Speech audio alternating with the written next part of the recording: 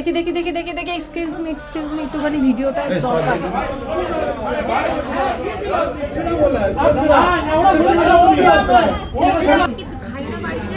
না কিন্তু খাস না, ফাস্টিং করে কত রোগা হয়েছে, আর না খেয়ে খেয়ে তো এত সুন্দর হয়েছে,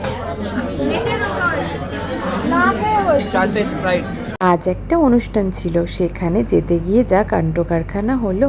আমাদের পৌঁছানোর টাইম ছিল 7টায়, কিন্তু এখনই বেজে গেছে 7:30। তার একটাই রিজন, এই দেখো উবেরটা আমাদের ভীষণ জ্বালাচ্ছিল। কিছুতেই না টাইম মতন কিছু পাওয়া যায় না, সেটা ঠিক আমাদের সাথেই ঘটলো। আমি তো বোর হচ্ছিলাম, কেননা আমি এখানে বসেছিলাম, আমি ওর জন্য মাম্মিকে জ্বালাতন করছিলাম, আর মাম্মি বারবার আমাকে বলছিল যে ফোন দে ফোন। কুকুর জ্বালাতন সহ্য করে আমি পৌঁছে গেলাম আমাদের গন্তব্যস্থলে। এত কথা বলছি কিন্তু তোমাদের তো বলাই হয়নি আমরা কোথায় এসেছি আর কিসের জন্য এসেছি। আজকে আমরা মিমো আঙ্কেলের অ্যানিভার্সারিতে এসেছিলাম, তাও আবার চাইনিজ রেস্টুরেন্ট। দেখো তো বন্ধুরা আমার মাম্মিকে কিরম লাগছে, তাদের কমেন্ট করো, মিস করবে না কিন্তু। আমার কথাগুলোই গুপো বলে দিল। আর তোমরা যারা আমার আগের ব্লগ দেখেছো তারা কিন্তু জানোই আমি কি জিনিসটা পছন্দ করি, আর সেটার সামনে এক্ষুনি ভিডিও করব। বুঝতেই পেরেছো, আমি আগের বিয়েতে গিয়েও কিন্তু আয়নার সামনে প্রচুর ভিডিও করেছি, আর এখানেও কিন্তু আয়না পেয়ে গেছি। বুঝেছো, আমার মনটা কিন্তু গার্ডেন হয়ে গেছে। এদিকে সবাই আমাকে ডাকছে, কিন্তু ওই যে আয়না পেলে আর কিছু আমার চাই না, তো সেই জিনিসটাই আমি করছি। ওনাই সাজুগুজু করে আসি আমি আয়নার সামনে, কিন্তু আমার খুব টাইম কাটাতে ভালো লাগে। এখানে দেখো সবাই কিন্তু এর জন্য আসা, তাদেরকেই দেখানো হয়নি। দেখো কি মিষ্টি লাগছে বলো। এরপরেই আমি লেগে গেলাম কেক খুলতে, যেটা আমার খুব পছন্দের। আমার কিন্তু ভীষণ ভালো লাগে কেক বক্স খুলতে। আগেই যার অ্যানিভার্সারি তাকে দেখিয়েছি, কিন্তু দুজনকে একসাথে এখনো দেখানো হয়নি। কেক কাটিংয়ের সময় দুজনকে একসাথে কিন্তু দেখাবো। অলরেডি একটা কেক কিন্তু খুলে ফেলেছি, এটা 2nd নাম্বার কেকটা খোলা চলছে। আমি তো অনেক এক্সাইটেড ছিলাম কেক কাটিং কখন হবে, কখন থেকে বসে আছি এখনো হচ্ছে না। আমি তো অনেক আগেই অনেক কিছু খেয়ে নিয়েছিলাম, আমার খিদে পেয়েছিল, আবার কেকটাও তারপরে কাটিং হয়েছিল, আমার তো আরও খিদে পেয়ে গেল কেক দেখে। দেখো তো তোমাদেরকে ক্লোজ করে কেক দুটো দেখালাম, কেমন হয়েছে কেকের ডিজাইনটা অবশ্যই কিন্তু কমেন্ট করে জানিও।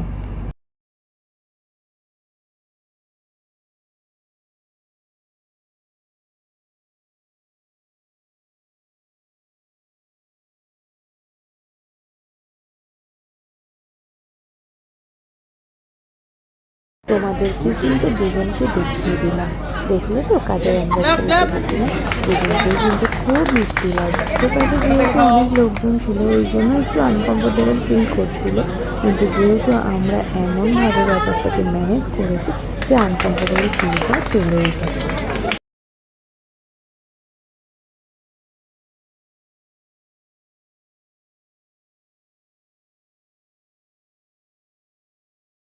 তারপরে আর কি সবাই মিলে বসে গেলাম একসাথে কিছু গল্প, কিছু মোমেন্ট শেয়ার করতে, আর কিছু ভালো ভালো খাবার খেতে। না কিছু রিজনে মনেই হয় ডায়েট করব, কিন্তু এই রকম পরিবেশে আর সবার সামনে বসে আর ডায়েট করাটা মাথার থেকে বাড়ি করে দিই। খুব ভালো ছিল এখানকার খাবার দাবার, ওর জন্য খুব ভালো করে এনজয় করেছি আর খুব ভালো করে গল্প করেছি, তার সাথে দুজনের ভিডিও করে খুব এনজয়ও করেছি।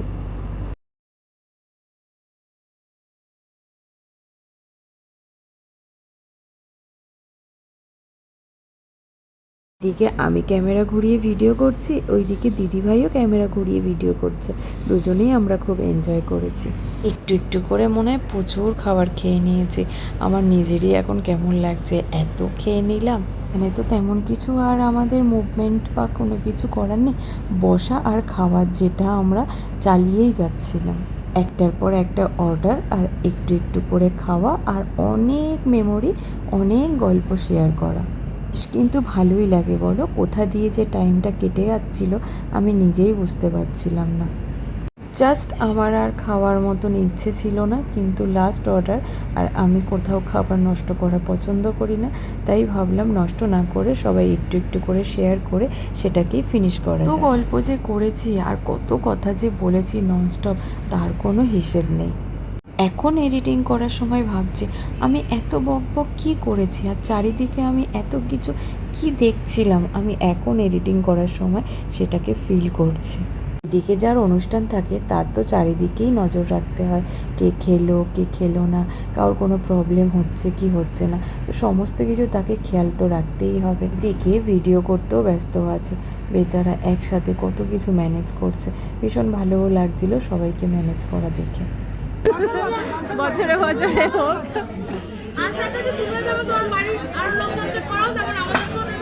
একদম আমাদেরকে দেবে সঙ্গে। তারপরে হঠাৎ আমি অন্য চেয়ারে বসেছিলাম, তারপরে মাম্মি আমাকে ফোন দিল, হঠাৎ দেখছি ওই ফ্রেন্ডটাও ওই একই গেমই খেলছে।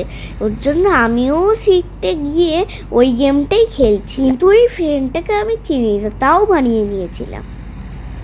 করে গুপুর ভিডিও করতে করতে হট করে চোখে পড়লো এখানে কিছু একটা চেঁচামেচি হচ্ছে। নিচে গিয়ে দেখি হ্যাঁ, আমাদের সবাই আর কারোর সাথে একটা কিছু মিসআন্ডারস্ট্যান্ডিং হয়েছে। সেটা দেখে তো আমার মনটা বড্ড খারাপ হয়ে গেল। তো তারপরে কোথাও কি হয়েছে, এরকম ঘটনা ঘটে জিজ্ঞাসা করবে, মন মেজাজটাই খারাপ হয়ে যায়। তবে এখনো অবধি আমি জানতে পারিনি যে কী নিয়ে কী প্রবলেম হয়েছিল, তাই তোমাদের সাথে আর সেই কথাটা শেয়ারও করতে পারলাম না।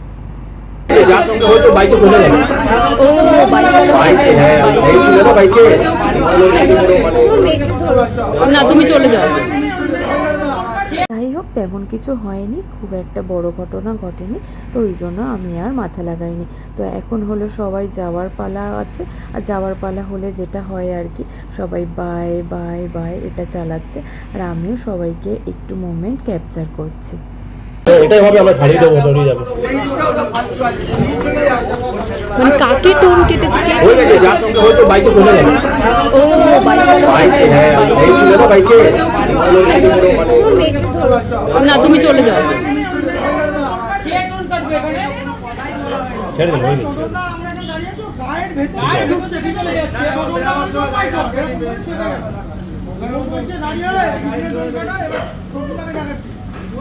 আগে বলবেন তো একটু। আমি কি জানি, আমি তো নিজে এসেছি, আমি হতে পারি আপনার লোক হতে পারে।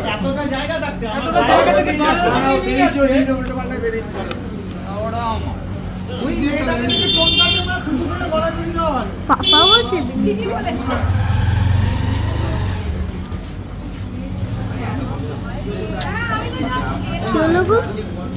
নিচে কি হয়েছে?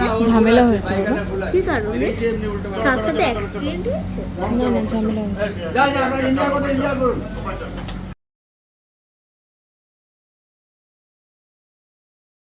সবাইকে তখন আমি ক্লোজভাবে নিতে পারিনি, এখন একটু চেষ্টা করেছি সবাইকে ক্লোজভাবে ভিডিওটা করার।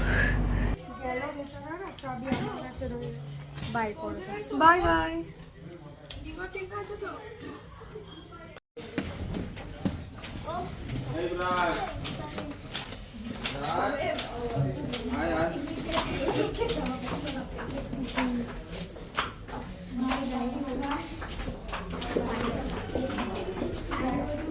সারাক্ষণ তো ছেলেদের কোনো খবরই ছিল না, লাস্টে অবশেষে দেখলাম ছেলেরা লাইন করে দাঁড়িয়েছে, তো ভাবলাম এই মোমেন্টটা আমি একটু ক্যাপচার করে নিই। সেটা ক্যাপচার করতে করতেই চলে আসলো আমাদের গাড়ি। তো গাড়িতে ওঠার সময় গুপো সবাইকে বাই করছিল। তো এখন আমরা চলে যাব বাড়ির দিকে, অনেকটা রাতও হয়ে গেছে, তো তাড়াতাড়ি আমাদেরকে বাড়ি পৌঁছাতে হবে।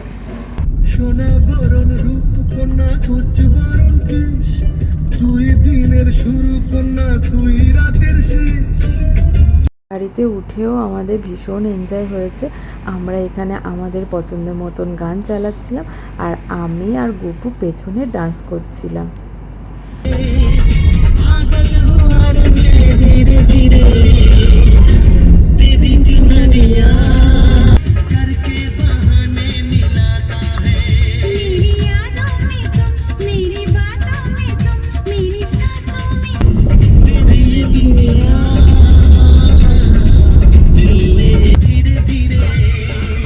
ভিডিওটা কেমন লাগলো অবশ্যই কিন্তু বলো, আর এখানের এই ঘড়িটা কোথাকার এটা কিন্তু কমেন্ট করে অবশ্যই জানিও।